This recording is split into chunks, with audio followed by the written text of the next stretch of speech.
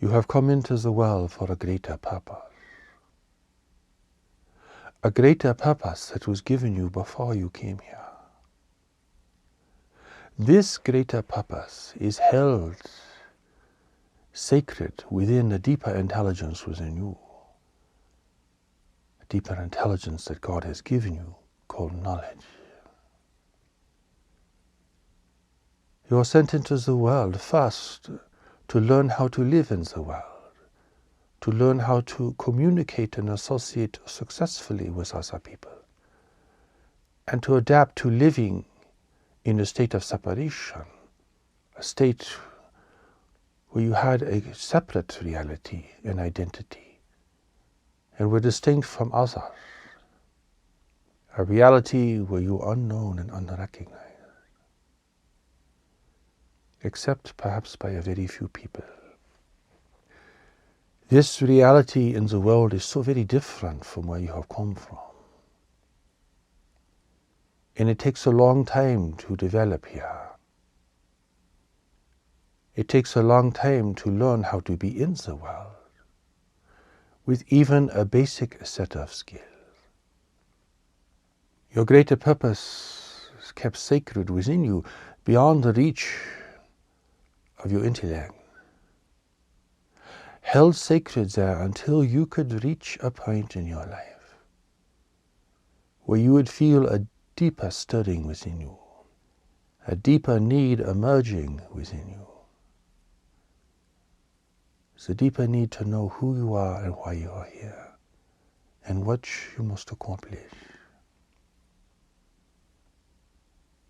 This greater purpose is not what you think, and rarely will it ever reflect your personal goals or aspirations.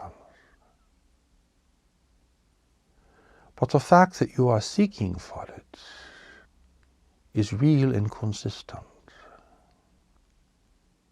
and that you are searching for those individuals who will enable you to discover this purpose and to help you fulfill it and express it. You have come here for a greater purpose, but it is being carried like a secret cargo within you. A secret cargo that you have yet to discover. But you have signs and clues. Your mind is oriented and designed in a unique way for this purpose. And you have experienced deeper inclinations at various points in your life. When you reach a state of greater maturity, you will feel a deeper stirring within yourself. You will begin to have a deeper kind of experience, an experience that will alter very slightly, but profoundly, your view of yourself, your view of the world, your values, your interests, and so forth.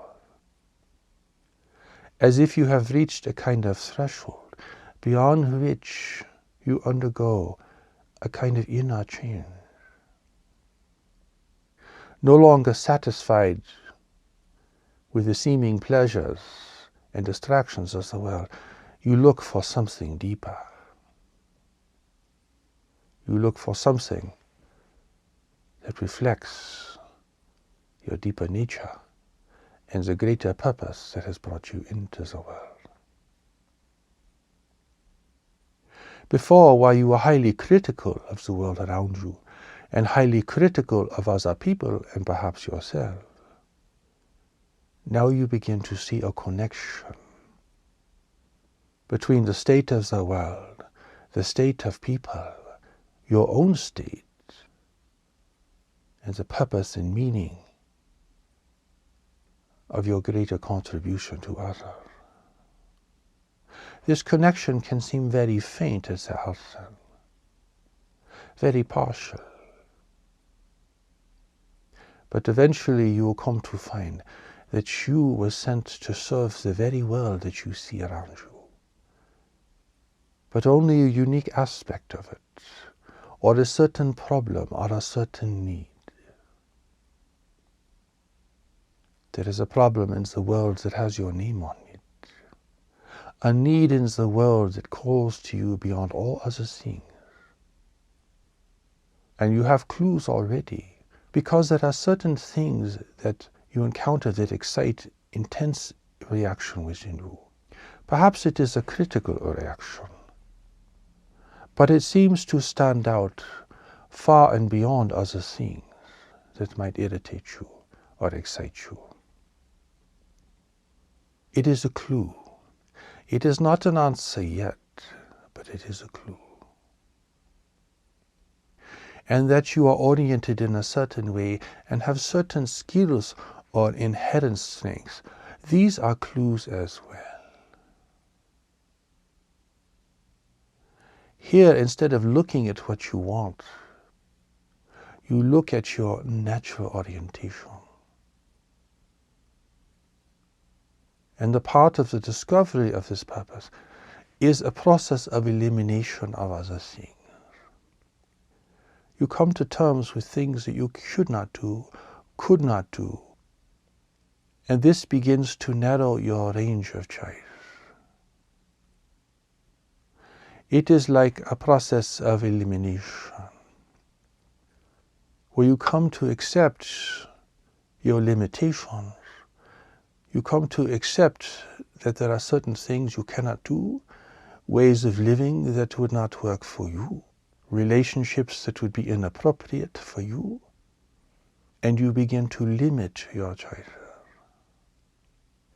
Here, the discovery of your greater purpose is the result of a process of elimination more than it is having endless choices to do whatever you think you might want to do. Life, through the experience of disappointment and sometimes shocking disillusionment, will help you in this regard. For you cannot be whatever you want to be, do whatever you want to do, adapt yourself to any set of circumstances, or to any relationship that might be attractive. If you are being really honest with yourself, you see that so many of these options and choices would be completely wrong for you. And this is an important step in your self-awareness and in building wisdom in the world. People spend their entire life trying to be something they could never be, living in fantasy about themselves, seeing themselves in a role that really is not their destiny. People can pursue endlessly and doggedly a set of goals that does not represent the deeper need of their soul. Here, the more determined you are, it can end up casting you even further into a path with no future and no fulfillment. It is a misappropriation of your skills and talents based upon a misunderstanding of your true direction.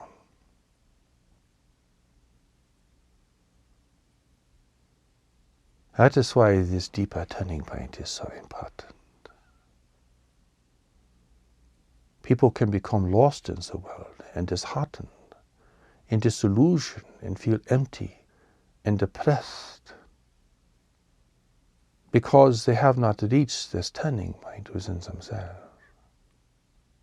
Perhaps they have exhausted their ambitions, and through disappointment and dismay, they have been cast back upon themselves. But they have not reached this turning point, where something deeper begins to emerge within them. Do not judge people in this state. It is a very difficult state, and if it is prolonged, it can be a tragic state. Everyone is struggling to survive, and beyond this struggle to survive, they are struggling to find the truth about their lives. And this struggle can lead people into many mistaken paths, can lead so many people astray, can lead to a kind of spiritual destitution. For even if you are successful in reaching your material goals, even if you have achieved what your culture esteems to be a success, if you have not discovered your real purpose, then your soul's need has gone unmet. And the feeling of emptiness, the feeling of unfulfillment will haunt you.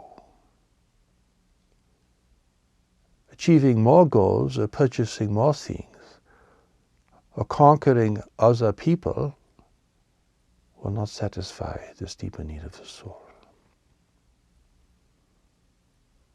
And that is why when some people reach a point of material success, they can fall into a great and seemingly endless depression,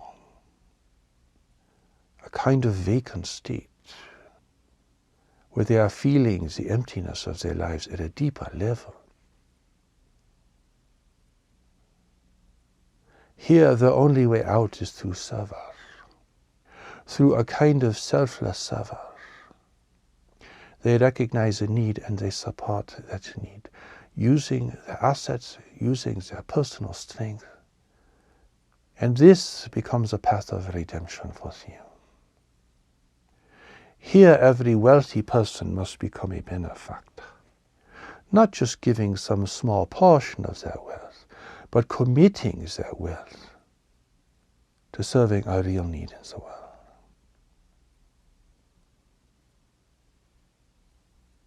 So the question arises, what does God will for me? Perhaps even if you are not religiously oriented or have not grown up in a religious family or environment, you might ask this question in some way. The question can be asked in many ways. What am I really here to do? What is my true path in life? Or, what does God will for me? It is all the same question, you see. People who have grown up in a religious environment will ask this question more immediately. And they will try to interpret the answer based perhaps upon their religious beliefs or the practices or trends of their tradition. But the answer reaches far deeper than this, and is in a sense far more simple to comprehend. If you are sent into the world for a greater purpose, then God wills for you to find this purpose, to experience it, to accept it, and to fulfill it. People think they must praise and worship, and fall down on their knees and prostrate themselves to please God. Perhaps as a demonstration of humility, these forms of worship are appropriate. As a sign of yielding one's will to a greater will, these forms of worship can be quite beneficial. But they do not please God. God does not need to be worshipped and acclaimed. God is not driven by the same kinds of needs of recognition that people in a state of separation and insecurity tend to want for themselves. God does not need to be validated, for God is not insecure. God does not need to be worshipped, because God does not suffer from a kind of low self-esteem. God does not need to be praised. What God needs is for you to fulfill what you came here to do. That is really the matter. Even if you were not religious, even if you had no religious tradition or practice, if you could do that from a position, attitude of service, you would fulfill your destiny here. you would break through the wall of separation. You would follow the deeper knowledge that God has given you to guide you, to protect you, and to lead you forward. Even if you claimed you did not believe in God or were not religious, if you could do this in the spirit of Savar, following knowledge within yourself, breaking free of personal, of self-obsession and addiction, to serve in this way, with courage, compassion, and determination, you would fulfill your destiny here. And you would find a kind of satisfaction and a rightness with yourself, in a deeper level of fulfillment that cannot be found in any other way. God does not need a vast army of believers,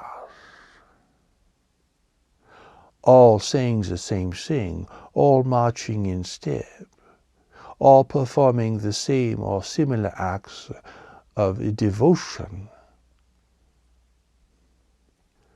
Fundamentally, God needs for you to discover knowledge, to follow knowledge.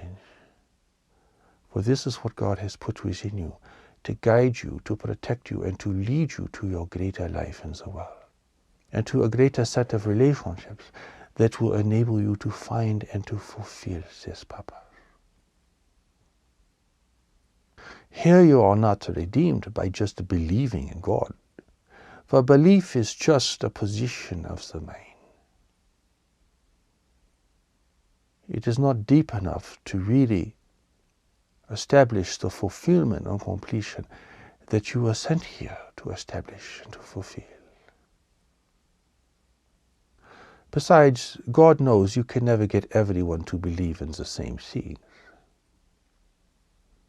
And that if you try, you will just end up oppressing people and punishing people, leading to a kind of self-righteous cruelty. And this will be done in the name of God. People will be punished and executed in the name of God. And this is an abomination. This is such a great distortion. God does not will punishment or death for anyone. God wills that all beings in the world be redeemed, and knows that the separated are reclaimed through knowledge and through service. You have come into the world at a time of profound need, and the needs of humanity will grow ever greater in the face of the great waves of change that are coming to the world. Resource depletion, environmental decline and degradation, changing climate and catastrophic weather, growing political and economic instability, and the risk of war between nations and groups over who will claim the remaining resources. This will plunge humanity into a greater and deeper state of instability and uncertainty, and give rise to many dangerous leaders coming to power. You have been sent into the world to serve the world under these circumstances.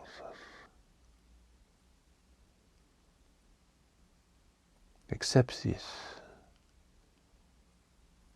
To love the world, you must accept the world as it is. That does not mean you condone everything or justify the great wrongdoing and errors that are occurring here, but it means that you take a position of seeing how you can serve, rather than merely being a critic, a person who casts condemnation upon the world. What people believe about God in so many instances, in so many traditions, is so completely incorrect. They are trying to fulfill their greater purpose by being good believers. But belief is not strong enough, or consistent enough, or free enough from mutilation and from error to assure that you will find your greater service here and perform it correctly to the benefit of others. Many tyrants feel they are doing a great service to their people. Many cruel oppressors think they are bringing order and benefit to society.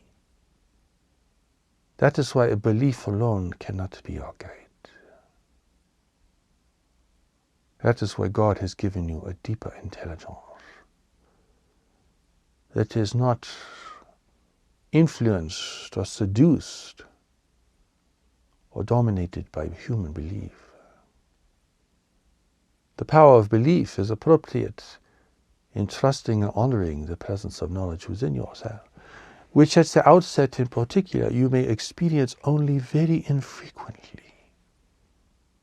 But it is still enough to alter the course of your life and to set your life in a true direction.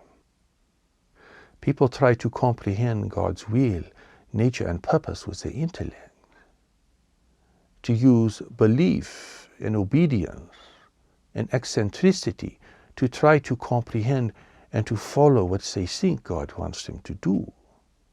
And many proclaim that the great teachings that have come from the emissaries answer these questions fully. But the real purpose that has brought you here cannot be defined by any tradition or simple set of ideas. Even the ideas we are giving you here require a deeper understanding and recognition, and a commitment to adhere to a mysterious power within yourself that you cannot comprehend with your intellect, that you cannot concretely define. For to define something is to give it form and limitation, but knowledge within you does not have form and exceeds beyond limitation. The great traditions of humanity have given significant and necessary perspective and guidance in a general sense. Commandments have been given to guide human behavior in a general sense, so that human civilization could be fostered and grow and expand without destroying itself. But beyond this, the revelation must happen within you. You must have your revelation, and you must bring yourself to it in a state of humility. This is bringing yourself to the truth and yielding, but it is not simply an act you do once a week, or a social process, or a ceremony alone. It is something you must do within yourself. You are not asking for a distant God to give you guidance. You are asking for knowledge within yourself to emerge. For God has already given you the perfect guiding intelligence. Now you must discern it in your own experience. You must distinguish it from your compulsions, your desires, and your other needs. You must look for its evidence in your life and in the lives of others. You must stop condemning the world and humanity and begin to look and listen for the signs of knowledge. Your mind will want to give definition. It will want to rely upon beliefs and convictions and theories and laws because it is so insecure. It wants these things as a kind of crutch, as a handrail. But knowledge is beyond the intellect. Because your true identity is beyond the intellect. Who you were before coming into this world and who you will be after you leave this world is beyond the reach and the domain of your intellect. Your intellect was created to communicate and to function within this limited reality called life in the world.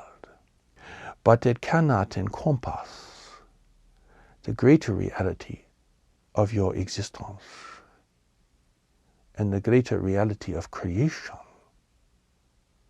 Even the physical universe in all of its dimensions and expansions is only a part of creation.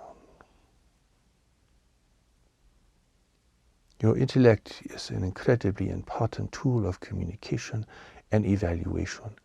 Within this world, within a world of changing circumstances, within a world where people do not recognize each other, in a world where you must survive and adapt and innovate, it is a marvelous instrument. But do not think it can comprehend the meaning of life or your greater purpose for coming into the world, or the nature and reality of those who sent you here. This must be revealed to you. Do not try to make experience fit in with your ideas. Honor experience and allow it to shape your ideas.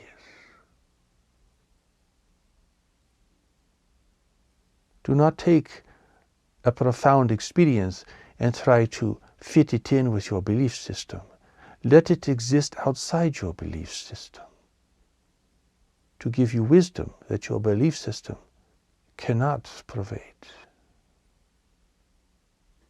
This is humility.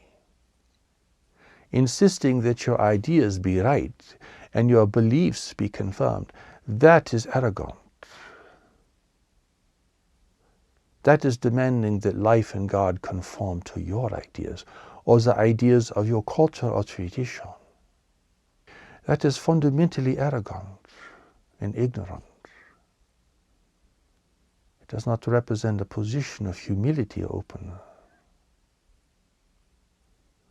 While you should not be open to all human ideas and accepting of all human beliefs, you must be open to the power and presence of knowledge within your life. For this is how God will guide you and speak to you. But for this to be genuine, for you to have a real experience of this, you will have to see the difference between knowledge and your beliefs. And this will take skill and maturity. Otherwise, you will claim that every idea that comes into your mind is God speaking to you. Everything you want for yourself is God speaking to you. Every judgment you have against others is God speaking to you. And this is so obviously incorrect and false. So this takes a real high degree of self-honesty. And that is why the great turning point of the emergence of knowledge comes later in life for almost everyone. If you are deceptive here, you will deceive yourself and think you have found a truth that is really only the product of your self-deception. You will cling to some idea or belief, and it will block your path, and it will blind you. Even the light will blind you. You will feel you have found a great light, a great revelation. It will blind you, and it will not really be it. That is why the student of knowledge must proceed slowly and carefully, for there are many errors and traps along the way. And many people fall for these errors and fall into these traps because they are impatient, because they want self-validation, because they want to have their ideas, their beliefs, and even their existence be confirmed. They are too impatient and too compulsive to allow the reality of their life to slowly emerge and be revealed to them. That is why the journey is a journey. It is not a moment where you discover everything. Even if you could see within a flash of light the reality of your existence, you would still have to interpret this and apply this in your everyday life and bring it into the context of all of your involvement. People hope that revelation will be sudden for them, so they do not have to take the long journey. But the long journey is where you build wisdom and discernment, where you discern reality from illusion, truth from ideas alone.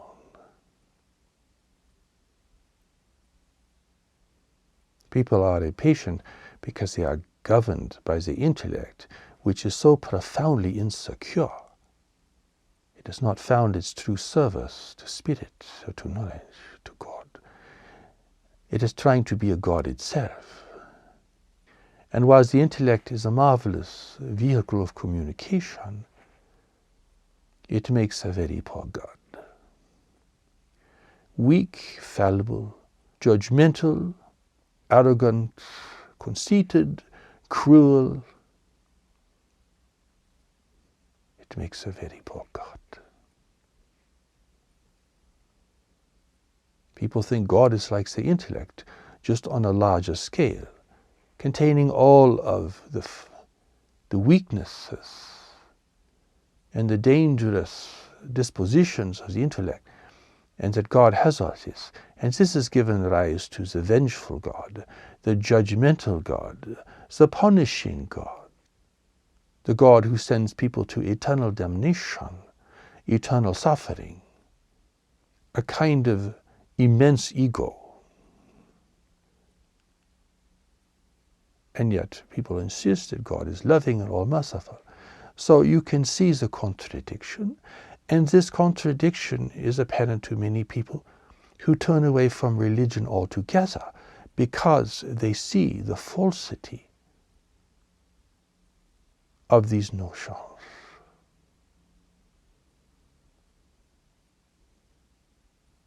This teaching we are giving you is part of God's new message for the world.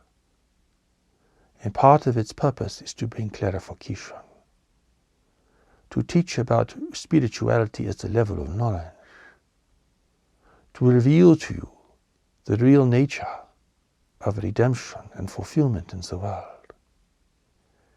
This teaching has been part of all the great past traditions, but has become lost and obscured because religions have become dominated by political forces and ambitious individuals, and their true message and their true power has been obscured in so many ways. People can still find the great truth and the redemption through these traditions, but they must be very discerning. And the truth here can be difficult to find,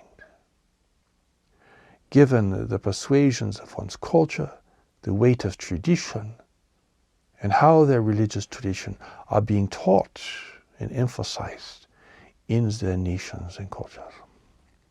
That is why the new message from God presents God's intention in a pure form, unadulterated by the power of the state, unclaimed by governments, without human manipulation or domination. This is God's message in a pure form.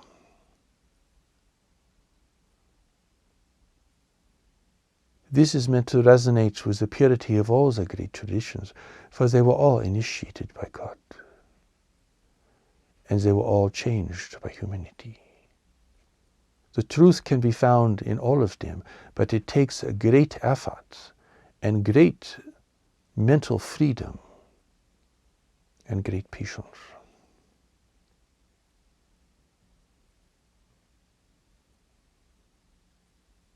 In all cases, it comes down to receiving revelation as it occurs at the very heart and center of your life. And to follow revelation. For revelation is not just an idea or one consuming experience.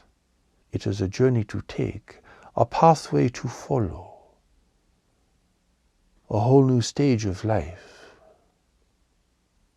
where you are the student, the follower, who presumes very little and who is open to learn everything as that must be learned.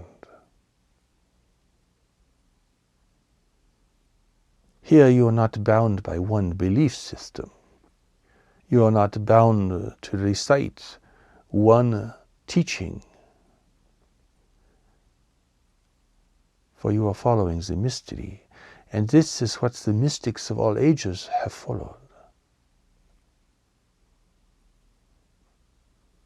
Beliefs and doctrines are for people who are not free enough to take the journey, who are held back by their culture, by their economic position, who are oppressed by their nations and their leaders.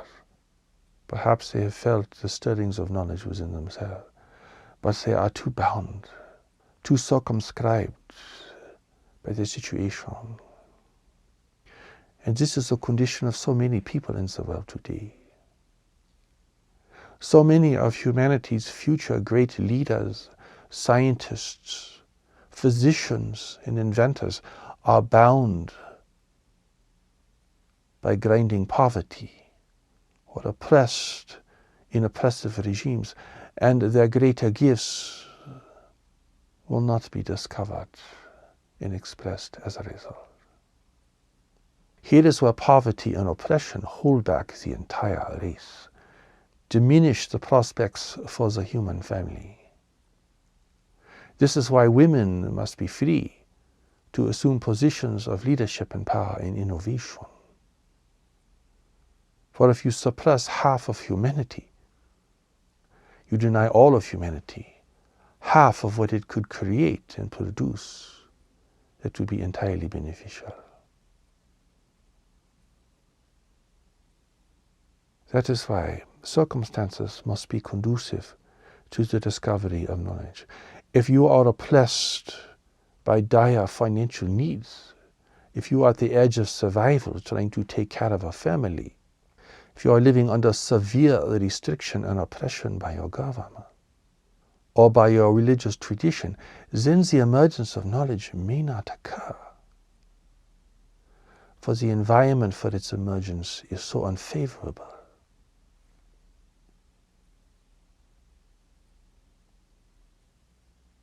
This is why political freedom is important. This is why certain traditions must be opened so that people can emerge, so that their gifts can be discovered and expressed. This is why poverty is a blight upon humanity as a whole.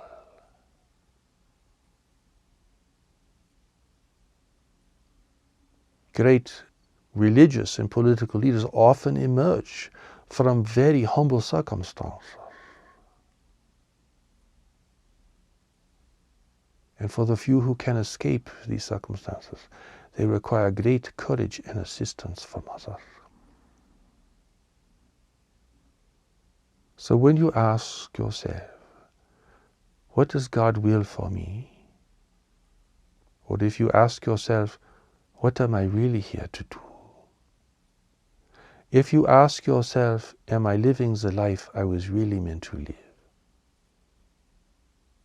In all cases, you bring yourself to the power and presence of knowledge within you. God is not managing your daily affairs. The creator of the universe and creation beyond the universe is not preoccupied with your hourly and daily life. Instead, God has planted a seed in you. seeds that can germinate and grow within you. This is the wisdom of God.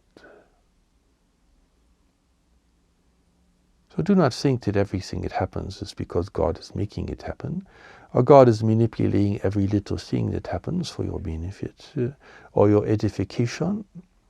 Do not think that God is managing all the affairs of life. God has created nature and evolution as the mechanisms of the natural world.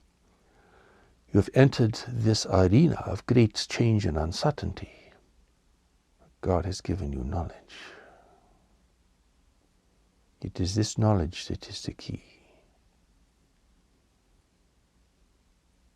To discern its reality, to feel its presence, to allow it to exert its influence over your thinking and emotions is really beginning to take the path of redemption. Here, even you cannot answer the question, what does God will for me? Because you are taking a journey, and the journey is one of discovery, of coming to terms with the most fundamental realities of your life.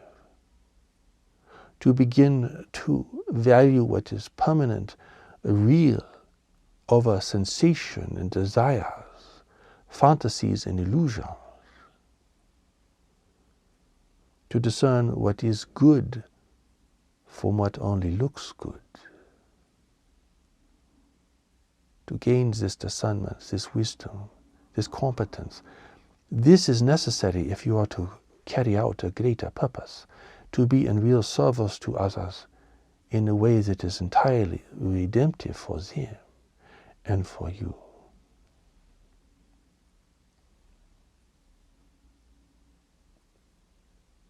So the answer is not just an answer. It is the door that opens through which you must pass. It is a journey to take with many stages. And you take this journey still with great self-doubt and uncertainty, with questions unanswered, because you are living in the mystery. And the mystery is confounding to the intellect. Here the great uncertainty that underlies your intellect finds a greater power and a greater strength to rely upon within you. For in essence, your body serves your mind, and your mind serves spirit or knowledge. That is the true hierarchy of your being. But this is not where people begin their journey. Most people begin their journey thinking that their mind serves their body and the spirit serves their mind. People want to use spirit as a kind of resource. They want to use knowledge as a resource to get what they want. Most people start out in this profound state of confusion where the natural order of being within themselves is completely upside down.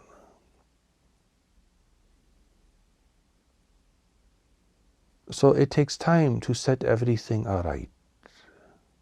In living in a state of separation, well, almost everything becomes misconstrued, and there is great confusion. Here, underneath the most adamant set of beliefs that people will adhere and pronounce, there is a whole foundation of confusion and misunderstanding. And people adhere to extreme views to try to escape confusion and misunderstanding. But all they do is overlay it without resolving it fundamentally. The only thing that can really resolve your core confusion and misunderstanding is the emergence of knowledge within yourself. And here you must follow like a student. You cannot be a leader. Here you must yield your intellect to a mysterious power that you will perhaps only experience periodically, but it will be enough to lead you forward.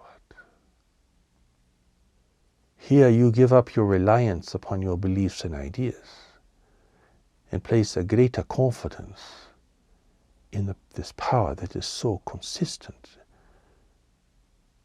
and so free from manipulation in the world. A deeper conscience within yourself, where what is right and wrong is just clear. This is how God leads you out of your dilemma, the massive confusion and uncertainty of your life. This is how God frees you from a past full of error and misappropriation. This is how God saves you. Whether you are an advocate or a participant in a religious tradition or not, this is how God saves you. If you are a firm believer in your religious tradition, here knowledge will emerge and reveal to you the real nature and the real essence of your religious tradition. For all religious traditions are essentially designed to bring your mind in service to knowledge. This is where redemption occurs. This is where lives are renewed. This is where strength is discovered. This is where purpose and commitment can arise in the most beneficial ways.